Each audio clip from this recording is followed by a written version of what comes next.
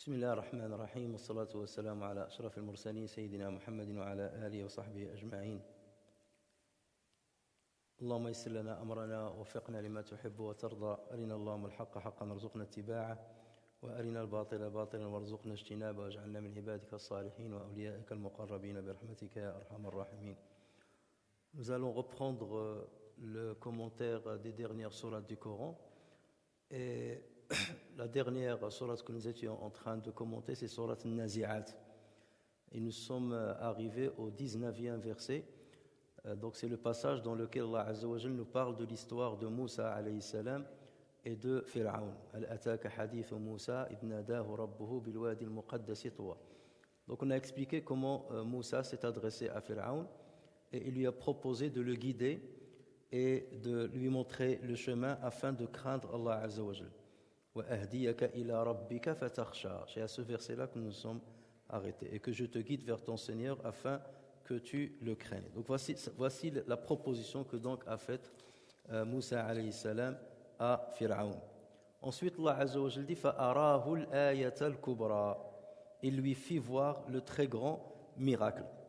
Ce qu'il faut savoir, c'est que dans le Coran, lorsqu'il s'agit des histoires des prophètes, il y a parfois dans certains passages où Allah Azza wa Jal aborde ces histoires d'une manière très concise, très résumée. Et dans d'autres endroits, donc là, il s'étale encore plus. Et c'est pour cela que lorsqu'il s'agit de ce genre d'histoire, comme celle de Moussa et de Fir'aun, il faut toujours aller chercher les détails dans d'autres sourates afin de compléter toute l'histoire.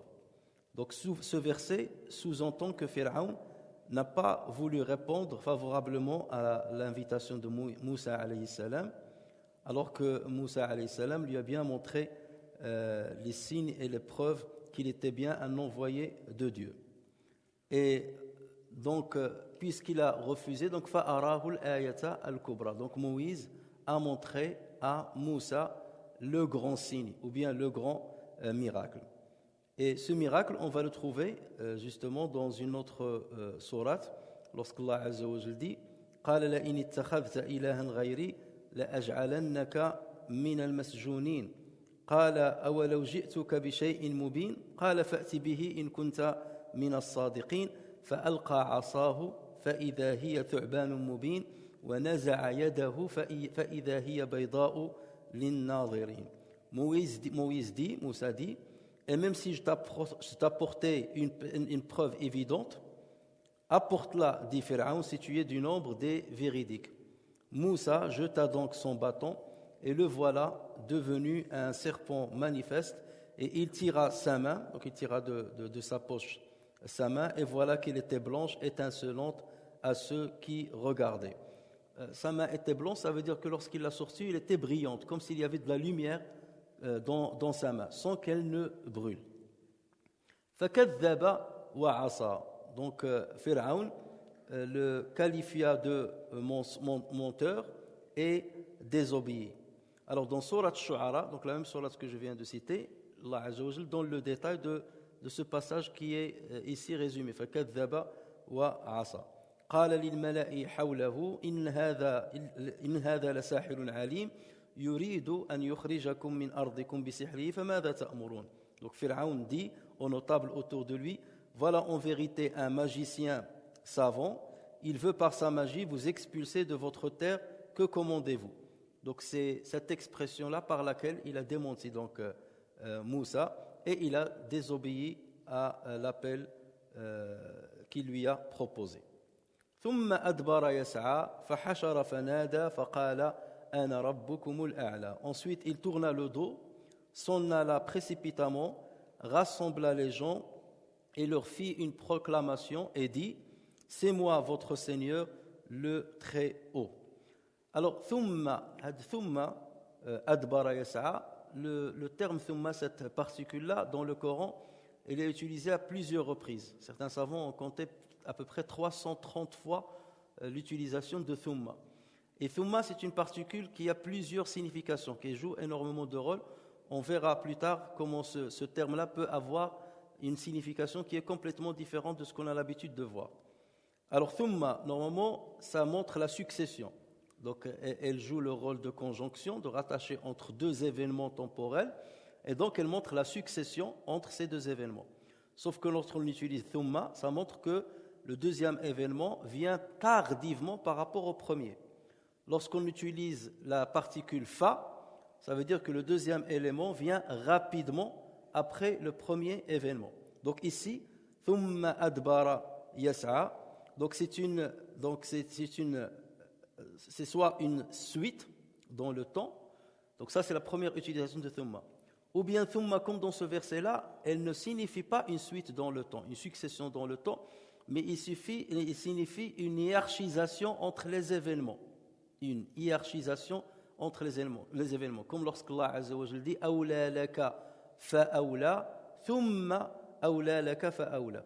Les savants disent awla laka fa'awla, la première n'est pas pareille que awla laka fa'awla, la deuxième. Puisqu'il y a thumma, ça veut dire que awla laka fa'awla, la deuxième est plus grave que la première.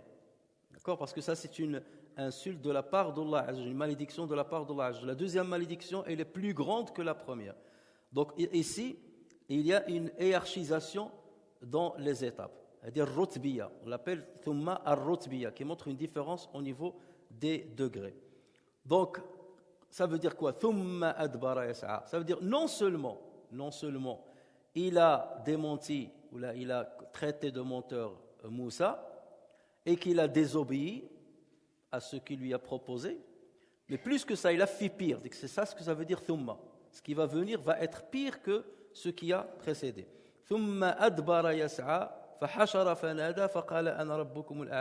Ensuite, il tourna le dos, s'en alla précipitamment, et on expliquera la signification.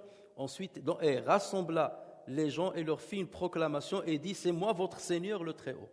Donc là, c'est encore pire. Le fait de se proclamer comme étant le Seigneur Très-Haut, c'est pire que le fait de traiter de menteur Moussa et de lui désobéir. Donc là, c'est pour ça que le terme thumma ici veut dire at-taratubiyya et non pas la succession dans le temps. Et on verra plus tard une autre utilisation de ce terme. Donc, il est passé ici donc à un niveau supérieur d'hostilité envers Moussa alayhi salam et des désobéissances et d'affront envers Allah tabaraka wa ta'ala. Adbara, ça veut dire tourner le dos. Adbar, ça veut dire il a tourné le dos. Adbara yas'a, as-sa'i, ça veut dire marcher d'une manière précipitée, d'une manière rapide. Donc ce sont deux expressions qui doivent être prises dans leur sens métaphorique selon la majorité des savants. Ça veut dire, soit il a vraiment, donc le sens réel, c'est qu'il a tourné le dos et ensuite il a marché rapidement. Ou bien il faut la prendre dans le sens seulement métaphorique. Il a tourné le dos, ça veut dire il a rejeté. Il a rejeté la proposition que lui a faite Moussa alayhi salam. Il l'a mis derrière lui. Donc ça c'est le sens métaphorique. Yas'a, sa'a ici, ça veut dire il s'est engagé précipitamment dans une hostilité contre Moussa alayhi salam. Donc voici le sens métaphorique, si on prend cette phrase-là dans son sens métaphorique. Si on veut la prendre, certains savants la prennent dans son sens réel, c'est qu'ils disent qu'il lui a tourné le dos et qu'il s'est précipité, il est allé vers les gens pour leur proclamer qu'il était leur grand Seigneur. Fahashara fanada, donc il a rassemblé et il leur fait une proclamation: je suis votre Seigneur, le Très-Haut. فأخذه الله نكال الآخرة والأولى إن في ذلك لعبرة لمن يخشى. Alors Allah le saisit de la punition exemplaire de l'Akhira, de la dernière et de la première. On va expliquer ce que ça veut dire l'Akhira wal Oula ici. Donc Allah le saisit de la punition exemplaire de la dernière et de la première. Il y a certes là un sujet de réflexion pour celui qui craint. Alors dans les traductions, vous allez trouver Allah le saisit de la punition exemplaire de l'au-delà et de celle d'ici-bas. Et tout de suite, donc ici la traduction a penché vers un avis, alors qu'il y a un autre avis. C'est pour ça que vaut mieux rester sur le sens apparent. Allah Azza wa Jal l'a saisi de la punition exemplaire de la dernière et de la première. Alors déjà, commençons par fa'akhadahu. Fa'akhadahu, ça veut dire Dieu l'a saisi. La saisie, c'est pour dire quelque part qu'il ne pouvait pas fuir à Allah Azza wa Jal. Il est pris par Allah Azza wa Jal. Akhadahu, lorsque tu prends quelqu'un, ça veut dire qu'il ne peut pas te fuir. Donc il est tombé dans le châtiment qu'Allah Azza wa Jal allait lui donner. Akhadahu Allahu nakala Al-nakal, dans la langue arabe, c'est le fait de donner une punition à quelqu'un dans le but de le rendre un exemple pour les autres. Lorsque tu dis en arabe, c'est unakkilu bihi, ça veut dire je vais lui faire une punition, puis lui faire du mal, de sorte qu'il devienne un exemple pour tout le monde, pour que les autres ne fassent pas la même chose que lui. Donc nakala, donc c'est ça la signification ici. Ça veut dire Allah on a fait un exemple, et un exemple non seulement pour son époque, mais pour l'humanité tout entière jusqu'à la fin des temps. Et c'est pour cela que dans une autre sourate, Allah Azza wa Jalla lui a dit « Je vais sauver ton corps » lorsqu'il s'est noyé, il a dit « Je vais sauver ton corps pour que tu deviennes un exemple à ceux qui vont venir plus tard. » Et c'est ça le nakal, c'est qu'il est devenu un exemple même pour les générations qui vont venir. Et aujourd'hui, on a la momie de Pharaon qui a été repêchée après la noyade. Nakal al-akhirati wal-oula. Que veut dire l'akhira wal-oula? Il y a deux interprétations qui ont été données par les savants. La première, c'est celle que vous trouvez dans la traduction. Ça veut dire Dieu l'a puni ici-bas et il l'a puni dans l'au-delà. L'akhira, ça veut dire l'au-delà. Donc c'est le châtiment de l'enfer qu'Allah Azza wa Jalla lui donnera. Wal-oula, ça veut dire il lui a donné le châtiment ici-bas. Et le châtiment ici-bas, c'était quoi? C'était la noyade. Lorsqu'il a voulu traverser la mer Rouge, et que donc Moussa alayhi salam a frayé un chemin dans la mer Rouge, et lui, lorsque Pharaon a voulu passer avec son armée, l'eau est revenue et donc il est tombé dans la noyade. Ça c'est la première explication. L'akhira, c'est l'au-delà, ou l'oula, ça veut dire ici-bas. La deuxième explication,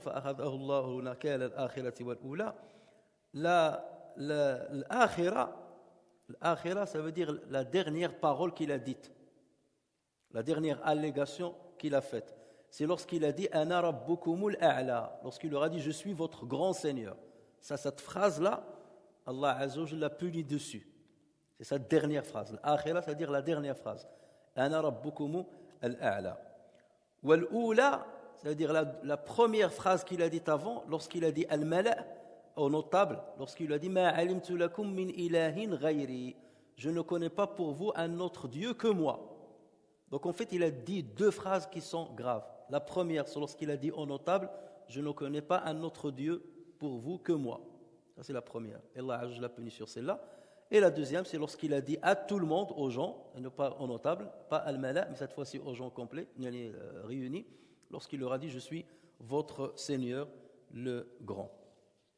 Inna fi dhalika la ibratan liman yakhsha.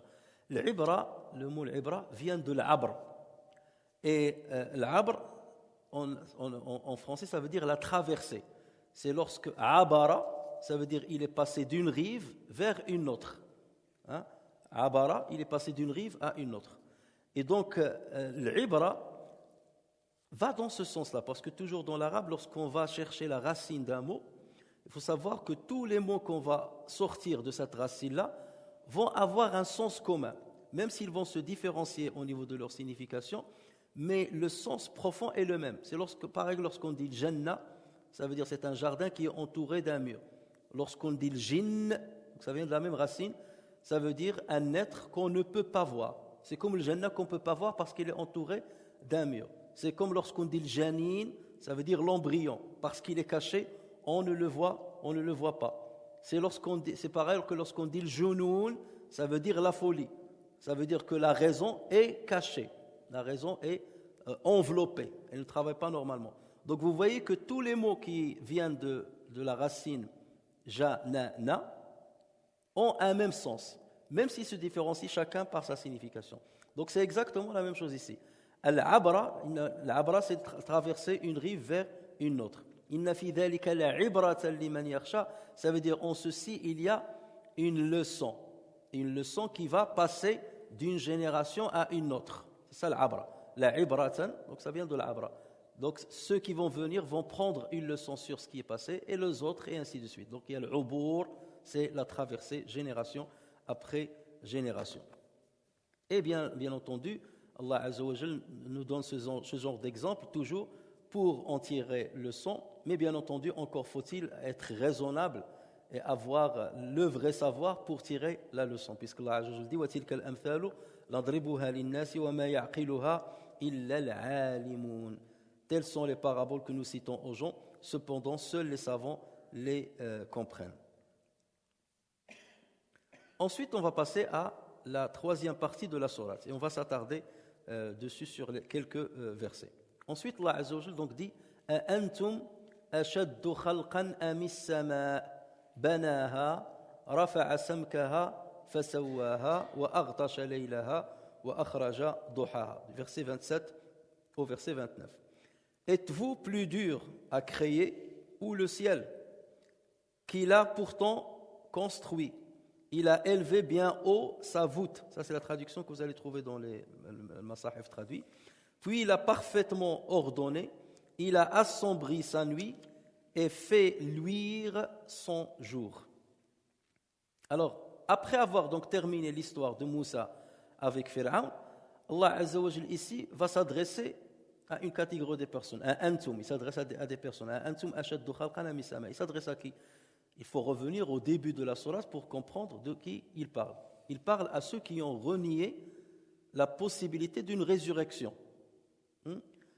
Lorsqu'ils ont dit Inna lamarduduna fil hafira, allons-nous revenir vers la première? Rappelez-vous, on a dit le hafira, ça vient de l'hafr. Le hafr, c'est lorsque tu laisses un trou.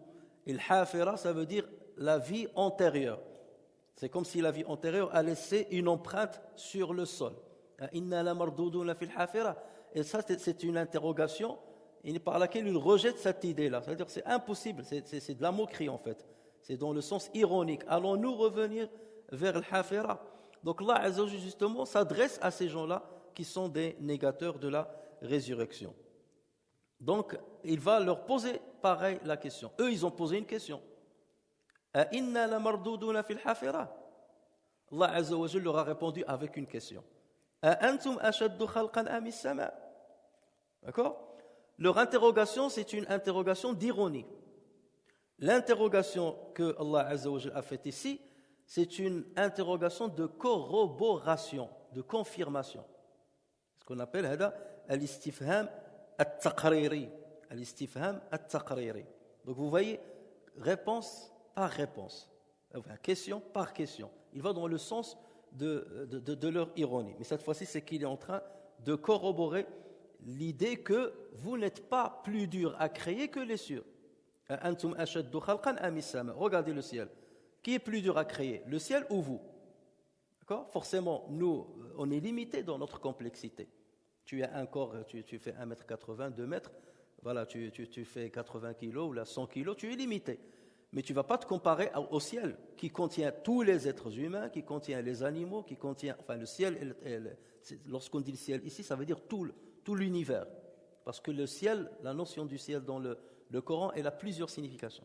Ça peut être tout l'univers, comme ça peut être le ciel bas, comme ça peut être tout ce qui est hors la terre, comme ça peut être l'univers avec la terre dedans. Donc ici, antum ashaddu khalqan am as-sama, êtes-vous plus fort à créer ou tout l'univers? Forcément, l'univers est plus dur à créer parce que vous êtes englobé dans cet univers. Donc la création de l'univers est plus complexe que votre création. Donc c'est pour cela qu'on parle d'une interrogation corroborative. Donc taqriri. Vous n'êtes pas plus dur à créer que le ciel. Et cette idée-là ou ce principe-là, on le retrouve souvent dans le Coran. Lorsqu'Allah Azza wa Jalla dit par exemple la khalqu as-samawati wal ardi akbaru min khalqin nas walakin akthara an-nas la ya'lamun. La création des cieux et de la terre est quelque chose de plus grand que la création des gens, mais la plupart des gens ne savent pas. Allah Azza wa Jalla dit également أوليس الذي خلق السماوات والأرض بقادر على أن يخلق مثلهم. Celui qui a créé les cieux et la terre ne serait-il pas capable de créer leur pareil? بلى وهو الخلاق العليم. Oh que si, et il est le grand créateur, l'omniscient. En fait, avec ces versets-là ou ce genre de versets, Allah Azza wa Jalla il met l'accent sur une règle selon laquelle on dit qui peut le plus peut le moins, qui peut le plus peut le moins. Celui qui a créé les cieux et la terre est capable de créer l'être humain. Celui qui a créé les cieux et la terre à partir du néant est capable de ressusciter l'être humain à partir des ossements. Parce que les cieux et la terre ont été créés du néant. Ça, c'est le plus difficile. Mais à partir des ossements, lorsqu'on va mourir, il restera des débris des ossements. Là, c'est plus facile parce qu'il y a déjà des éléments sur terre, à partir desquels la création va s'engager. Et c'est pour cela que Allah Azza wa Jalla dans Sourate Yasin, il retrace ceci avec une très très belle manière lorsqu'il dit وَضَرَبَ لَنَا مَثَلًا وَنَسِيَ خَلْقَهُ قَالَ مَنْ يُحْيِي الْعِظَامَ وَهِيَ رَمِيمٌ قُلْ يُحْيِيهَا الَّذِي أَنشَأَهَا أَوَّلَ مَرَّةٍ وَهُوَ بِكُلِّ خَلْقٍ عَلِيمٌ. Donc il cite, donc le négateur, il cite pour nous un exemple tandis qu'il oublie sa propre création. Il dit, qui va redonner la vie à des ossements une fois réduits en poussière? Dit, celui qui les a créés une première fois leur redonnera la vie. Il se connaît parfaitement à toute création. Celui qui les a créés la première fois de rien, il leur redonnera la vie lorsqu'ils seront des débris. Alors, ce verset-là, c'est ça le verset. Les savants ont divergé sur là où il convient de s'arrêter le mieux. Est-ce qu'on dit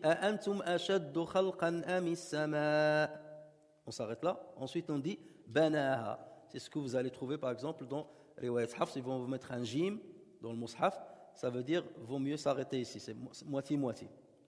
Et certains savants donc ont dit que c'est à ce niveau-là qu'il convient de s'arrêter. Tandis que d'autres savants ont dit non, le verset, le mieux c'est de terminer jusqu'à la fin. Et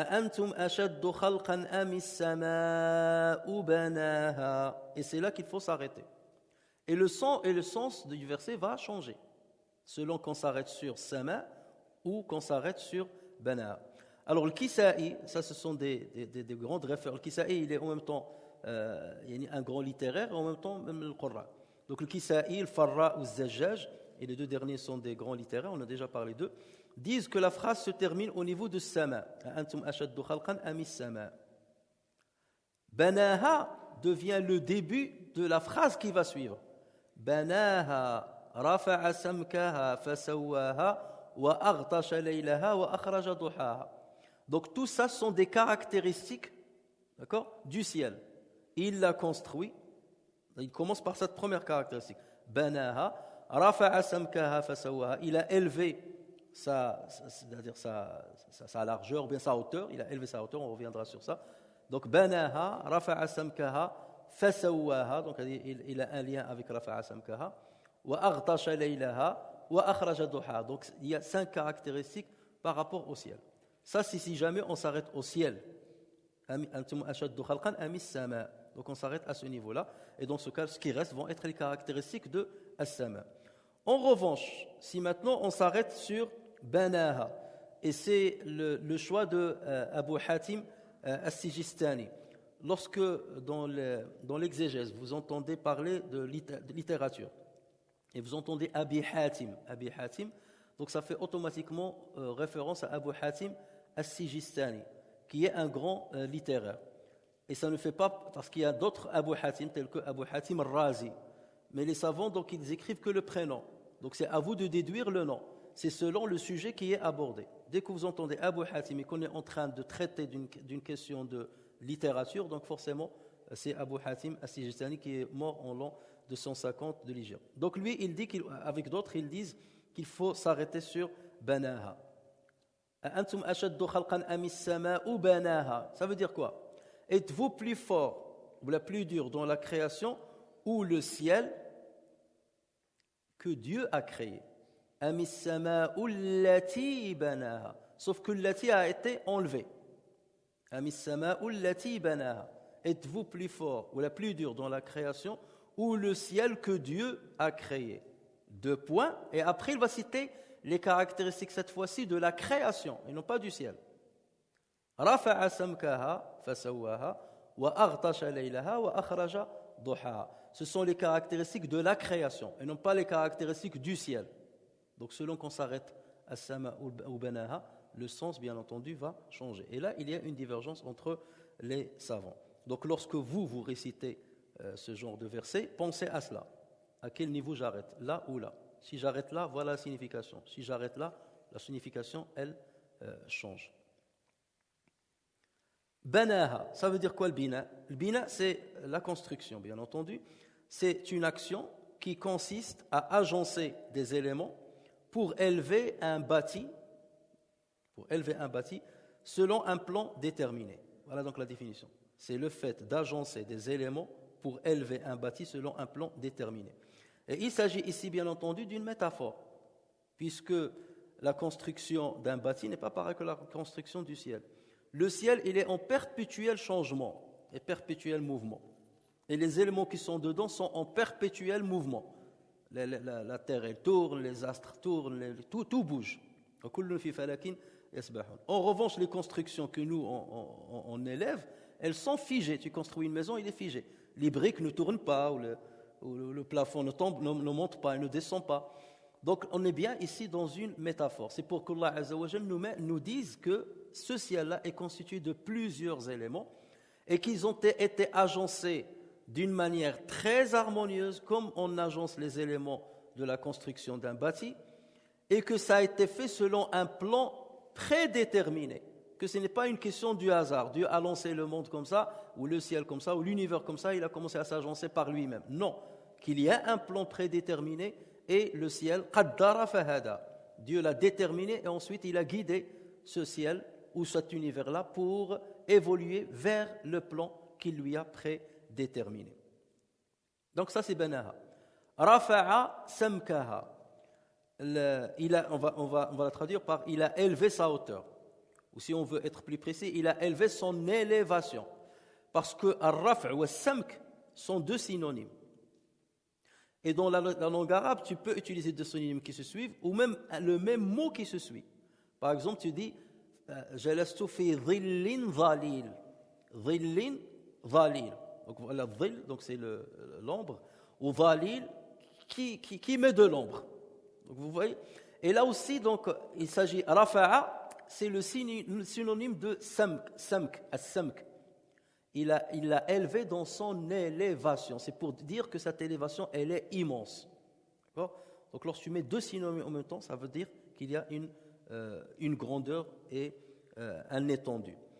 Et donc samk, c'est ar-rafa, pareil que ar-rafa. Dans la langue arabe, l'étendue d'une chose vers le bas, on parle de l'umq. Et l'étendue vers le haut, on parle de samk. Donc il y a le umq et il y a as-samk. Le samk, ça veut dire épaisseur. Enfin, samik, ça veut dire il est épais, comme ça. Il est épais. C'est pour ça qu'on met le doigt comme ça, vers le haut. Il est épais ou bien il est haut. Et ici, c'est plutôt la hauteur dont on doit parler. Et d'ailleurs, Allah Azza wa Jalla, lorsqu'il dit rafa'a samkaha, il l'a élevé. Ça veut dire qu'il y a une élévation, ça veut dire qu'il y a un étendu. Et ceci a été confirmé par d'autres versets. C'est pour ça qu'il faut toujours aller chercher d'autres versets qui vont nous expliquer ce verset-là. On trouve par exemple dans Surat Al-Dariyat, Allah Azza wa Jalla dit وَالسَّمَاءَ بَنَيْنَاهَا بِأَيْدٍ وَإِنَّا لَمُوسِعُونَ.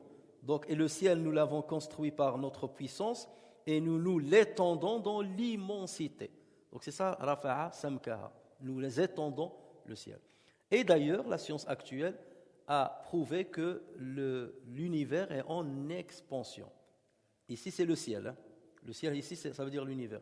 L'univers est en expansion. Ça a commencé par le Big Bang, donc il y avait une masse compacte, et ensuite, donc ça s'est ouvert, ça s'est étendu, et cette extension ne cesse de continuer. Et il y a bien d'autres versets, bien entendu, qui montrent que ça va revenir comme à l'état initial. Rafa'a samkaha fa sawaha. Le fa ici veut dire qu'il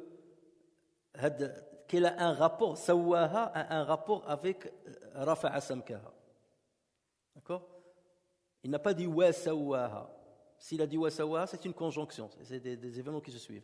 Rafa'a samkaha fa sawaha. C'est pour cela que parfois, même dans le qasam, dans le soir, والنازعات غرقا والناشطات نشطا والسابحات سبحا فالسابقات. Il n'a pas dit والسابقات, فالسابقات. Et on a dit que lorsqu'on l'utilise dans le qasam, le fa, ça revient au dernier cité. Et lorsqu'on utilise le wa, ce sont des choses indépendantes l'une de l'autre. Ici, fasawaha, ça montre que at-taswiya, dans la traduction de sawaha, on a dit c'est quoi? فسواها, il l'a agencé, ou bien il l'a harmonieusement agencé. Donc فسواها dans cette extension. Ça c'est très important. Pourquoi on insiste là-dessus? رفع سمكها فسواها, ça veut dire il l'a mis d'une manière harmonieuse. Ça veut dire quoi d'une manière harmonieuse? Ça veut dire que l'extension n'a pas été faite au hasard. Le ciel et la terre étaient en une masse compacte. ألم ترى أن السماوات والأرض أولم يرى الذين كفروا أن السماوات والأرض كانتا رتقا ففتقناهما. Donc c'était une masse compacte. D'accord? Ensuite, donc, il les a là étendus. Mais cette étendue-là peut se faire n'importe comment. Ça peut être comme un ballon. Vous soufflez dans un ballon, il y a à partir comme la courgette. Il y a un endroit qui est plus gonflé que l'autre. C'est pas harmonieux. Parce que si tu vas dans le centre de la courgette, tu ne vas pas avoir la même distance à chaque endroit.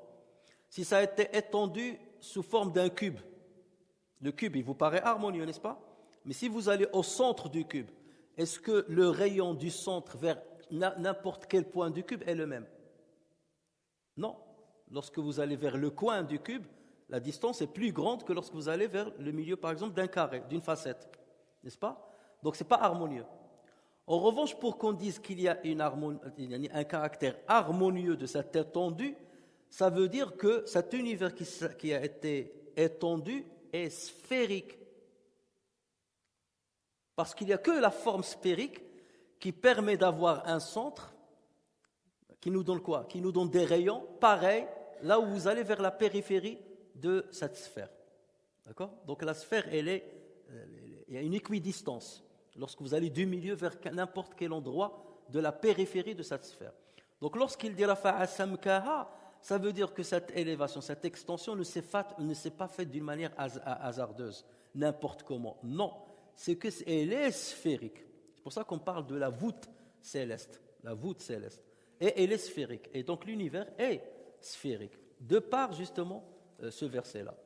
Et de par cette précision de fa. Rafa'a samkaha fa sawaha.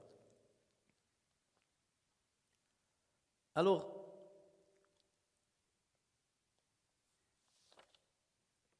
maintenant, passons à quelques détails très importants scientifiques.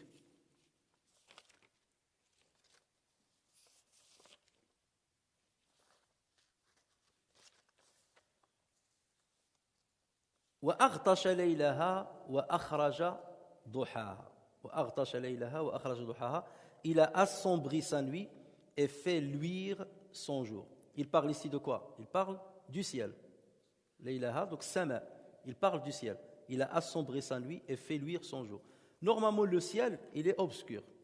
La réalité, c'est que le ciel est obscur. Mais ici, Allah Azza wa Jalla nous dit qu'il a assombri le ciel. Artasha laylaha, parce que artasha, ça veut dire il a assombri.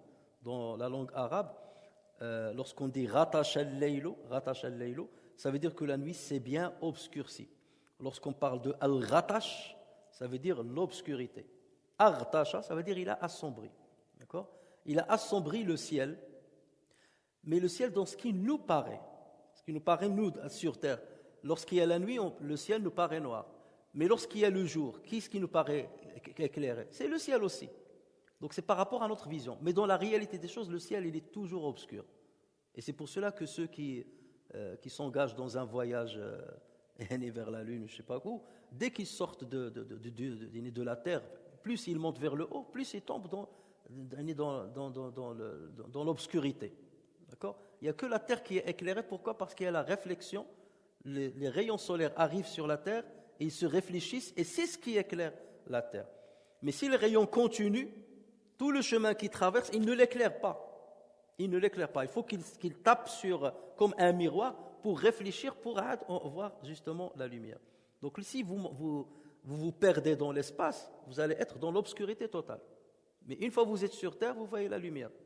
Lorsqu'il fait jour, bien entendu. Mais ici, Allah Azza wa Jalla a imputé donc la lumière et l'obscurité au ciel parce que nous sommes sur terre et nous voyons le ciel obscur ou bien éclairé. Mais dans la réalité des choses, ce n'est pas de ça que Allah Azza wa Jalla parle.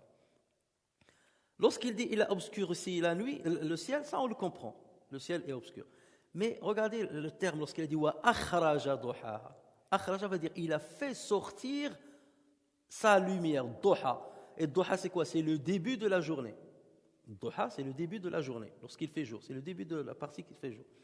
Akhraja, c'est comme tu as sorti donc cette lumière d'une obscurité totale. C'est un élément qui est sorti d'un ensemble. Ceci prouve quoi? Ceci prouve que, justement, le ciel est obscur, à travers ce verset tout seul. Parce que lorsqu'il dit akhraja, ça veut dire que c'est un événement qui n'est pas, qui ne se répercute pas sur le ciel en entier. Akhrajtuhu min al-masjid, ça veut dire je l'ai fait sortir de la mosquée. Donc c'est un élément que j'ai sorti de la mosquée. Mais la mosquée, elle est grande. Et lui, il était à l'intérieur. J'ai sorti la lumière de ce ciel-là. Ça veut dire que le ciel est resté obscur. Mais j'ai sorti cette lumière de là. Et cette lumière, elle réside où? Il réside dans le soleil. Et ça a été prouvé par plusieurs versets qui montrent que Allah Azza wa Jalla a fait du soleil une lampe éclatante. وَجَعَلَ الشَّمْسَ سِرَاجًا. Donc ici, il fait en fait référence au soleil. Ça veut dire que j'ai créé le soleil dans ce ciel, et c'est ce soleil-là qui a donné cette lumière que vous voyez dans le ciel. Donc ceci prouve quoi? Que la formation du soleil, la création du soleil est venue a posteriori. Elle n'a pas commencé avec la création du ciel. Le ciel a été construit, et ce n'est qu'après que le soleil a été créé. Et après, la terre est venue pour que l'on puisse voir le soleil depuis la terre et voir sa lumière. Donc voilà, ça c'est un premier élément scientifique. Ensuite, Allah Azza wa Jalla dit wal arda ba'da dhalika dahaha akhraja minha ma'aha wa mar'aha. Et quant à la terre, après cela, il l'a étendue, il a fait sortir d'elle son eau et son pâturage. Et là, on va s'arrêter un peu longtemps sur ce verset-là parce qu'il y a énormément d'éléments scientifiques qu'il faut extraire de ce passage. Donc, après avoir parlé du ciel, maintenant Allah Azza wa Jalla va parler de quoi? De la terre. Wal arda ba'da dhalika. Après cela. Donc, ba'da dhalika, ça montre bien qu'on a une succession dans le temps. Après cela. Donc, après la création du ciel, la terre, donc il l'a aplanie. Donc, ce qui montre que la terre a été créée après le ciel. Après le ciel, et non pas avant. Comme le laisserait entendre certains versets. Et donc, c'est là où on doit faire très attention. C'est comme un puzzle, en fait. Il faut faire très attention dans les éléments scientifiques, dans le Coran, même dans les histoires. Avant de sortir avec une conclusion hâtive, il faut toujours rassembler les éléments concernant ce puzzle. Et après, commencer à les comprendre l'un au vu de l'autre pour qu'il n'y ait pas de contradiction. Et parfois, on peut avoir des contradictions apparentes et il faut lever la contradiction parce que tu te dis, c'est pas possible qu'Allah Azza wa Jalla se trompe. C'est pas possible. Déjà, nous, on parle, bien entendu, de notre foi. Et après, la science va venir confirmer qu'Allah Azza wa Jalla a dit vrai. Je donne un exemple pour que vous compreniez bien la situation. Imaginez un père qui vient chez son enfant et lui donne un puzzle. Il lui dit, fiston, remets ce puzzle, les éléments de ce puzzle dans l'ordre. Et l'enfant, il est petit. Et le puzzle, il est très compliqué. Donc, l'enfant, il va commencer à mettre hadihna, celle-là ici, mais ça ne va pas, elle ne rentre pas ici. Premier jour, deuxième jour, troisième jour. Et plus il avance, plus son savoir, sa connaissance concernant le puzzle va augmenter. D'accord? Imaginez, si le fils vient chez son père dès le premier jour, il lui dit « Mais ce que tu me dis, c'est n'importe quoi. Le puzzle, il est impossible à monter. » Est-ce que le fils a raison? Il n'a pas raison. Il n'a pas raison parce que son père lui a dit fais-le, c'est que c'est sûr que ce puzzle peut être monté.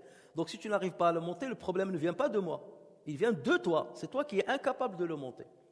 Lorsqu'Allah Azza wa Jalla nous donne des éléments dans le Coran qui sont scientifiques et qui, nous lorsqu'on voit une contradiction, ça ne veut pas dire qu'Allah Azza wa Jalla nous donne des éléments contradictoires. C'est nous qui n'avons pas compris les choses encore. C'est comme le petit enfant qui vient de commencer à mettre les éléments, donc il trouve des difficultés. Mais avec le temps, avec l'avancée de la science, avec les découvertes, avec les outils scientifiques qu'on développe, on va commencer à mieux agencer les éléments du puzzle au fur et à mesure. Et c'est pour cela qu'on va trouver des versets qui, à l'époque du prophète sallallahu alayhi wa sallam, des sahaba, à l'époque de tabi'in, à l'époque des grands exégètes, ils les ont expliqués par rapport aux éléments qu'ils possédaient à l'époque. Et on peut trouver qu'il y a des contradictions dans leur exégèse. Et au fur et à mesure de l'avancée de la science, on va trouver des découvertes et des éléments, des règles scientifiques qui ont été établies et prouvées, qui vont confirmer que ce qu'ont dit les exégètes n'est pas vrai. Et c'est là où on comprend mieux ce qu'Allah Azza wa Jal voulait nous faire passer comme idée. Mais il attendait qu'on possède les éléments pour mieux comprendre. Et c'est ce qu'on retrouve dans le verset où Allah Azza wa Jal dit « Sanurihim ayatina fi l'afaq » Nous allons leur montrer nos signes dans les horizons. C'est-à-dire pas tout de suite, au fur et à mesure, ils vont voir nos signes. Il y a des signes que vous allez voir aujourd'hui, ça vous suffit. La génération prochaine, ils vont voir des signes, ça me suffit. Nous, dès qu'on a des signes, un seul signe dans le Coran, et lorsqu'on dit un signe, ça veut dire quelque chose qui est miraculeux, impossible qu'un être humain l'ait imaginé. Ça, je fais confiance à Dieu, c'est bon. Même si je ne comprends pas certaines choses, ils me paraissent contradictoires, ça ne veut pas dire que je rejette le Coran. Non, le problème, il est en moi. Peut-être les générations qui vont venir vont mieux comprendre la signification de ce verset. Et justement, ces versets-là qui parlent du ciel et de la terre, de la construction du ciel et de la terre, il faut faire très attention lorsqu'on veut les expliquer. Parce que les détracteurs de l'islam, qu'est-ce qu'ils font ? Ils vous prennent des versets, ils vous disent il y a des contradictions entre tel verset, tel verset, tel verset, tel verset, donc le Coran c'est du n'importe quoi. Et vous tombez dans le piège. Alors que le bon croyant, non. Il dit moi j'ai assez d'éléments pour être certain que Dieu existe. Assez d'éléments pour être certain que ce Coran est véridique. C'est bon. Si je ne comprends pas une chose dans le Coran, le problème il vient de moi, il ne vient pas du Coran lui-même. Il faut seulement que je développe mes connaissances pour mieux comprendre ce que Allah Azza wa Jal voulait me dire. Wal-arda ba'da dhalika. Ce ba'da dhalika, rappelez-vous de ce terme-là. Bien entendu, il a dit ba'da dhalika, ça veut dire que la terre est venue après le ciel. Mais le Coran, comme le verset que j'ai cité tout à l'heure, أَوَلَمْ يَرَ الَّذِينَ كَفَرُوا أَنَّ السَّمَاوَاتِ وَالْأَرْضَ كَانَتَا رَتْقًا فَفَتَقْنَاهُمَا. Ceux qui ont mécru, n'ont-ils pas vu que les cieux et la terre formaient une masse compacte? Ensuite, nous les avons séparés et fait de l'eau toute chose vivante. Ce verset, qu'est-ce qu'il nous dit? La terre et le ciel étaient ensemble. Donc, ils étaient tous les deux là, tout de suite. Et le verset que nous sommes en train de lire nous dit la terre, il l'a étendue après la création du ciel. Est-ce qu'il y a une contradiction dans l'apparence? Il y a une contradiction dans l'apparence. Là, il a dit qu'ils étaient ensemble et ensuite, donc ça veut dire qu'ils ont commencé en même temps. Leur création a commencé en même temps. Et ici, il a dit la terre est venue après le ciel. En fait, il n'y a pas de contradiction. C'est que les éléments qui allaient constituer, qui vont constituer la terre et les cieux étaient là, étaient en une masse compacte. Et au fur et à mesure, ces éléments vont s'assembler avec certains événements cosmiques qu'Allah Azza wa Jalla a prédéterminés. Et on aura donc la formation des cieux, comme les versets vont le montrer après, on va le montrer dans certains versets. Les cieux vont se former, et ensuite la terre, là il est là, les éléments de la terre ils sont encore là, mais ils évoluent doucement, et lorsque les circonstances vont être favorables, c'est là où ces éléments vont se rassembler pour former la terre. Mais nous on va parler de la création de la terre, c'est fait après la création du ciel. Mais les éléments ils étaient là depuis le départ, donc il n'y a pas de contradiction entre ce genre de versets et les autres. Maintenant, venons-en à une autre problématique, ou une autre contradiction apparente. C'est que parfois, il y a certains versets qui nous laissent entendre que la terre a été créée avant le ciel. Là, il a clairement dit la terre, ensuite, après cela, la terre dahaha. Mais dans certains versets, on a l'impression que c'est l'inverse. Donc là, il faut résoudre ce problème-là. Le problème n'existe pas dans le Coran, c'est à nous de comprendre ce que Dieu veut dire. Par exemple, lorsqu'Allah Azza wa Jalla dit Huwa alladhi khalaqa lakum ma fil ardi jami'a. C'est lui qui a créé pour vous tout ce qu'il y a sur terre. C'est comme ça. Thumma istawa ila as-sama'i fasawwahunna sab'a samawat. Ensuite, thumma, c'est pour ça que je vous dis faites attention, thumma. Il a plusieurs utilisations. Ici, ce n'est pas thumma dans le sens de la suite temporelle, événement après événement. C'est pas cela. Ici, thumma, il a un rôle spécifique qu'on va élucider après. Donc, puis, il a orienté sa volonté vers le ciel et en fit 7 cieux et il est omniscient. Ce verset laisse entendre que d'abord, il a créé ce qu'il y a sur la terre pour nous et ensuite, il a fait 7 cieux. Donc là, on dit la contradiction, alors que là-bas, il a parlé du ciel et ensuite, il a parlé de la terre. Donc, ces versets-là, il faut faire très attention. Il y a un autre verset qui est encore plus complexe et on va s'attarder dessus parce qu'il y a énormément de débats sur ce verset-là, et notamment les détracteurs de l'islam utilisent ce verset-là pour essayer de montrer soi-disant les contradictions dans le Coran, et on va voir qu'il n'y a pas du tout des contradictions.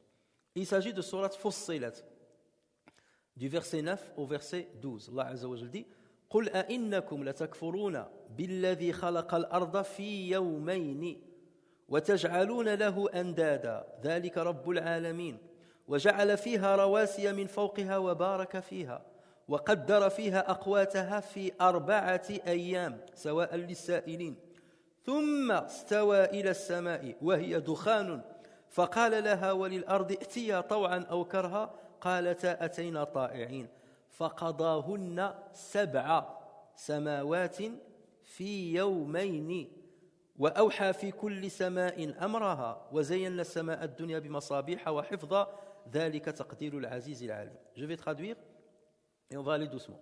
Dis, reniez-vous l'existence de celui qui a créé la terre en 2 jours. Il a créé la terre en 2 jours. Rappelez-vous de ça. Il a créé la terre en 2 jours. Et lui donnerez-vous des égaux? Tel est le Seigneur de l'univers. C'est lui qui a fermement fixé des montagnes au-dessus d'elle, c'est-à-dire au-dessus de la terre, l'a bénie et lui a assigné ses ressources en 4 jours d'égale durée. Là, il a parlé de 4 jours. Création de la terre, 2 jours. Là, ce qu'il vient de dire là, le fait de fixer les montagnes, enfin l'impression, on a l'impression qu'il parle de fixer les montagnes, la bénir et lui assigner ses ressources en 4 jours. Telle est la réponse à ceux qui l'interrogent. Ensuite, thumma, on va revenir au thumma. Ensuite, il s'est adressé au ciel qui était alors fumé. Donc là, on a l'impression que le ciel est venu après, qui était encore fumé. Il dit, ainsi qu'à la terre, il dit au ciel et à la terre, venez tous deux, bon gré, mal gré. Tous deux dire, nous venons obéissants. Il fit alors d'eux 7 cieux en 2 jours. Donc là, les 7 cieux ont été créés en 2 jours. Il fait de 7 cieux en 2 jours, et il révéla à chaque ciel l'ordre qui lui revenait, et nous avons embelli le ciel le plus bas par des lampes et l'avons protégé. Tel est l'ordre établi par le puissant, l'omniscient. Alors ces versets sont très importants, et il faut s'attarder dessus. Il faut qu'on comprenne ces versets-là à la lumière du verset de Surat An-Nazi'at. Lorsqu'Allah Azza wa Jalla dit وَالْأَرْضَ بَعْدَ ذَلِكَ دَحَاهَا. Ce verset-là ne laisse aucun doute que la terre a été formée et aplanie après la création du ciel. أَأَنْتُمْ أَشَدُّ خَلْقًا أَمِ السَّمَاءُ بَنَاهَا. C'est lui qui a construit le ciel. وَالْأَرْضَ بَعْدَ ذَلِكَ. Et la terre après cela, il l'a construit. Donc l'ordre chronologique est établi par Surat An-Nazi'at. Maintenant, le passage de Surat Fussilat, il faut le comprendre à la lumière de Surat An-Nazi'at. C'est ça ce que lorsque je vous dis, le puzzle. Parfois, les 2 éléments d'un puzzle, tu prends un élément tout seul, tu essaies de le poser, tu n'y arrives pas. Lorsque tu prends un deuxième, tu vois, celui-là, il s'imbrique dans celui-là. Et il te facilite la tâche pour poser les 2 dans la table, sur le puzzle. Mais sur le puzzle, pas sur la table, sur la table. Alors, ce que nous savons, c'est que dans le Coran, à plusieurs reprises, exactement à cet endroit, Allah Azza wa Jal nous a informé que les cieux et la terre ont été, et ce qu'il y a entre les deux, ont été construits en combien de temps? En 6 jours. وَلَقَدْ خَلَقْنَا السَّمَاوَاتِ وَالْأَرْضَ وَمَا بَيْنَهُمَا فِي 6 أَيَّامٍ وَمَا مَسَّنَا مِن لُغُوبٍ. Et on n'a été touché par aucune lassitude. La notion de la création des cieux et de la terre et tout ça en 6 jours, on la retrouve dans les autres religions. On la retrouve dans la Bible. Sauf que dans la Bible, ils disent 6 jours par rapport, 6 fois 24 heures. Et ils disent que Dieu a été fatigué après 6 jours, et ensuite, il s'est reposé le 7e jour. Le dimanche, il s'est reposé. C'est le jour du Seigneur, il s'est reposé. Et tout ça, c'est fini. Et maintenant, là-bas, on est après les 7 jours. Actuellement, nous sommes après les 7 jours. Ça, c'est la notion des 6 jours chez l'autre religion. Chez les musulmans, ce n'est pas du tout la même notion.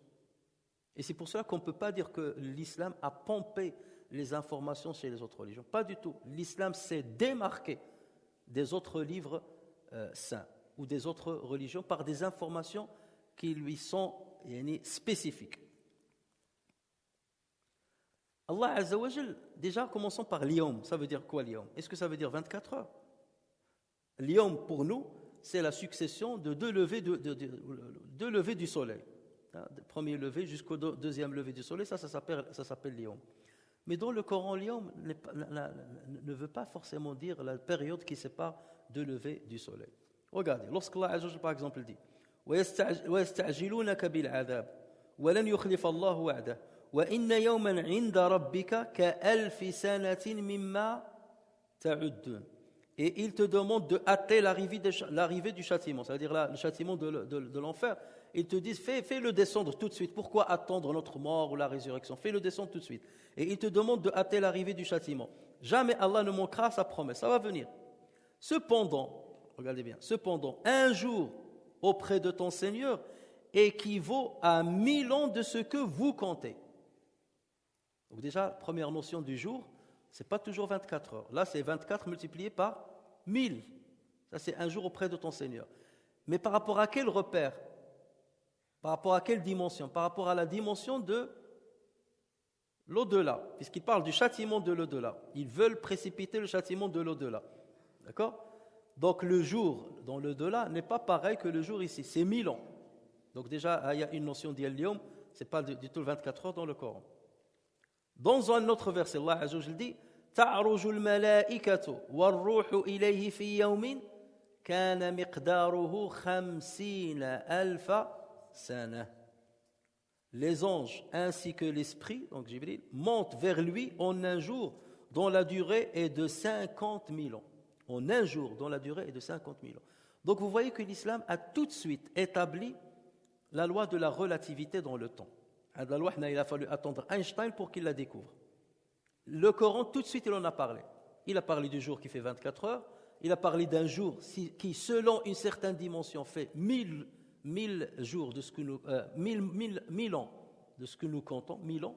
Et il a parlé d'un autre jour qui fait référence à 50 000 ans.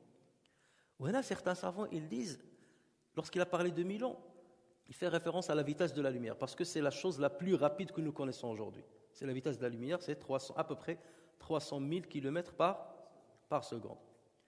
Mais là, lorsqu'Allah il parle du mouvement des anges, le jour de résurrection, parce que c'est dans Surat Al-Ma'arij. Surat Al-Ma'arij, ça veut dire, il parle de il parle de l'adab de l'au-delà. Là, il parle de 50 000 ans. Ça veut dire que ça va se multiplier par 50 par rapport à 1000 ans. D'accord? Et là, il y a une notion de l'accélération de temps, fois 50, par rapport à ce qui est normal, par rapport au repère le plus élevé, qui est celui de la lumière. Et on trouve aujourd'hui certains astrophysiciens qui ont établi une théorie. Pour eux, c'est une théorie. Il n'y a pas encore une démonstration pratique sur elle. C'est une théorie. Ils parlent en fait de ce qu'ils appellent la notion du trou de verre. Le trou de verre, V-E-R, trou de verre. En anglais, c'est wormhole. Wormhole. Donc c'est ça le trou de verre. Qu'est-ce qu'ils disent? C'est quoi cette notion? Ils disent que le temps, si je prends cette feuille-là, d'accord, et c'est l'univers, c'est comme ça qu'ils disent, faites attention, c'est très impressionnant par rapport à ce que dit le Coran. Si vous prenez cette feuille, j'ai le point A ici et le point B ici. Il me faut un temps pour aller du point A au point B. D'accord? Voilà le temps, donc je vais de là à là. Mais ils disent, si je plie la feuille, comme ça, la distance entre le point A et B, elle va se raccourcir. Donc le déplacement va s'accélérer. Et eux, qu'est-ce qu'ils disent? Ils disent, c'est ça ce qu'ils appellent le trou de verre. C'est qu'ils disent, c'est comme si le ciel, ou une dimension de ciel, ou une partie du ciel, va être pliée. Et donc, il y a un passage de là à là, d'un trou vers un autre. D'accord? En accéléré. Et c'est ce qu'ils disent. Ils disent, ce trou-là, d'un côté, il va apparaître noir, et de l'autre côté, il va apparaître blanc. D'accord? Et ceci, ça a un rapport avec le trou noir. On parle des trous noirs, mais ce n'est pas tout à fait, parce que là, le trou noir, on l'a établi qu'il existe. Mais ici, c'est une théorie seulement. Et regardez, lorsqu'Allah Azza wa Jalla dit يَوْمَ نَطْوِي السَّمَاءَ, le jour où nous plierons le ciel. كَطَيِّ السِّجِلِّ لِلْكِتَابِ ou كَطَيِّ السِّجِلِّ لِلْكُتُبِ, le jour où nous plierons le ciel comme on plie un livre. D'accord? Le jour là, le jour du jugement. Et lorsqu'on va plier ça, donc le mouvement des anges, il va s'accélérer d'un point à un autre. D'accord? Et imaginez ça, c'est une théorie dont on est en train de parler actuellement. La théorie du trou de verre. Et ça a un rapport avec justement la relativité du temps. Donc lorsque le Coran il parle du temps, il parle de l'yawm, ça ne veut nullement dire 24 heures. Non, ça veut dire une période bien déterminée. Une période. Avec une période qui peut se répéter. C'est comme lorsque je dis un jour. Donc là, c'est une période bien déterminée qui va se répéter. Donc lorsqu'Allah dit qu'il a créé les cieux et la terre en 6 jours, ça veut dire en 6 périodes. En 6 périodes. Et le verset que j'ai cité tout à l'heure, il a dit qu'il a créé la terre en combien? En 2 jours. N'est-ce pas? Il a créé la terre en 2 jours. Le ciel et la terre réunis, ça veut dire l'univers. C'est 6 jours. La terre toute seule, il l'a créée en 2 jours. Le ciel en 2 jours. Et le reste, lorsqu'il a parlé de les montagnes, qaddara fiha aqwataha, en 4 jours. Si tu fais la somme, tu vas tomber à quoi? À 8. Et c'est ça les détracteurs. Ils disent, dans ce verset-là, il y a 8 jours. Alors que votre Dieu, il dit dans le Coran qu'il n'y a que 6. Il y a un problème ou il n'y a pas? Il y a un problème. Est-ce qu'on va douter du Coran? Pas du tout. Alhamdoulilah, la certitude, elle est ancrée. Donc, c'est à travers cette certitude, c'est parce qu'il y a cette certitude-là qu'il faut que je trouve une signification. Et on va la trouver, Inch'Allah. Mais avant ça, il faut qu'on établisse certaines vérités scientifiques. Lorsque le Coran a dit que la terre a été créée en 2 jours et que le ciel et la terre ont été créés qu'en 6, ça nous fait un rapport de quoi? 1 sur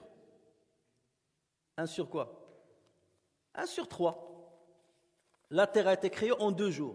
Les cieux et la terre en 6 jours. Donc c'est un rapport de 1 sur 3. D'accord. Aujourd'hui, le dernier article scientifique qui est sorti et qui estime l'âge de l'univers. Et allez sur Internet, vous allez trouver tout de suite ça. Mettez l'âge de l'univers, nous dit, en 2018, cet article est sorti. Il y a d'autres qui sont sortis qui corroborent ça, et le 2018 en corrobore ça encore plus. Il dit que l'âge de l'univers est de 13,787 milliards d'années. 13,787 milliards d'années, plus ou moins, il y a toujours 0,020. Donc ça peut monter à 13,80, d'accord? Ou bien descendre à 13,50 et quelques, d'accord? Donc plus ou moins. Allez voir aussi sur Internet. Aujourd'hui, la dernière découverte, l'âge de la Terre est estimé actuellement à 4,564 milliards d'années. 4,767 milliards d'années.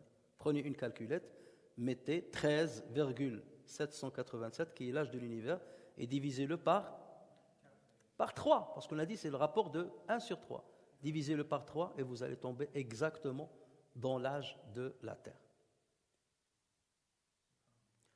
Est-ce que c'est Mohammed sallallahu alayhi wa sallam qui a fait ça par hasard? Il est venu comme ça, il a dit je vais dire que la Terre a été créée en 2 jours, ou les cieux et la Terre en 6 jours, où on parle de milliards d'années.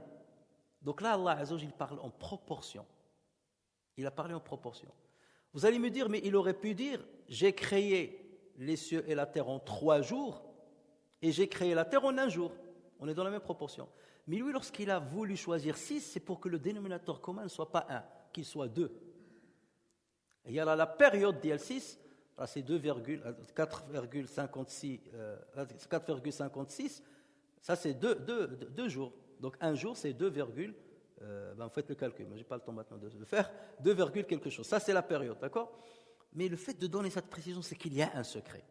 Si aujourd'hui on ne le connaît pas, c'est sûr qu'on va le découvrir. Pourquoi il a choisi ce rapport-là de 2 sur 6 et non pas de 1 sur 3?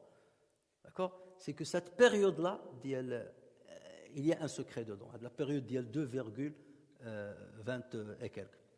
Il y a un secret dedans. Donc ça c'est donc quelque chose que la science a confirmé. Donc rien que ça, normalement, ça me suffit. Et Allah Azza wa Jalla me donne cette vérité. La science aujourd'hui l'a confirmé. Il a fallu attendre le XXe siècle pour avoir cette datation exacte. Et elle confirme le Coran, une partie du Coran. Donc pour moi, le reste c'est sûr et certain. Il n'y a pas d'incertitude dessus. Donc s'il y a une contradiction apparente, c'est que le problème il est chez moi. Je n'ai pas encore les éléments pour comprendre. Je n'ai pas encore les découvertes nécessaires pour comprendre le reste.